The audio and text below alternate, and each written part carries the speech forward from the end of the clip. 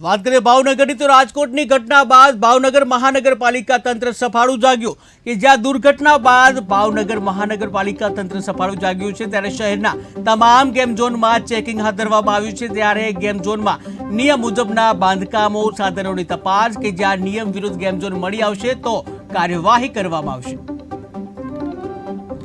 તો રાજકોટમાં જે ટીઆરપી ગેમ ઝોન છે એમાં જે દુર્ઘટના સામે આવી હતી, અગ્નિકાંડ થયો હતો અને જેમાં 28 લોકોના જે કરોડ મોત નીપજ્યા છે ત્યારે તેના પડઘા છે સમગ્ર ગુજરાતમાં પડવા પડ્યા છે। ત્યારે જે ભાવનગરમાં પણ ભાવનગર મહાનગરપાલિકા પણ સફાળું આ ઘટના બાદ જાગ્યું છે। ત્યારે ભાવનગર મહાનગરપાલિકામાં આવેલા જે ગેમ ઝોનો છે તેની પણ જે ભારે તપાસ કરવામાં આવી રહી છે। તમામ જે સેફ્ટીના સાધનો છે કે કેમ, ગેમ ઝોન નિયમ મુજબ ચાલે છે કે કેમ, બાંધકામો બરાબર છે કે કેમ, સહિતના જે સાધનો છે કે કેમ, આ બધા જ જે તમામ નિયમ મુજબ જે બરાબર ચાલે છે કે કેમ સહિતની જે તપાસ જે છે ભાવનગર મહાનગરપાલિકા દ્વારા કરવામાં આવી છે। ત્યારે જે સાધનોની તપાસ કરવામાં આવી છે, નિયમ વિરુદ્ધ જો કોઈ ગેમ ઝોન મળી આવશે તો ભાવનગર મહાનગરપાલિકા દ્વારા કાર્યવાહી હાથ ધરવામાં આવશે। ત્યારે જે રાજકોટમાં જે ભયંકર જે અગ્નિકાંડ સામે આવ્યો છે ગઈકાલે અને તેના પડઘા જે છે સમગ્ર ગુજરાતમાં પડ્યા છે, ત્યારે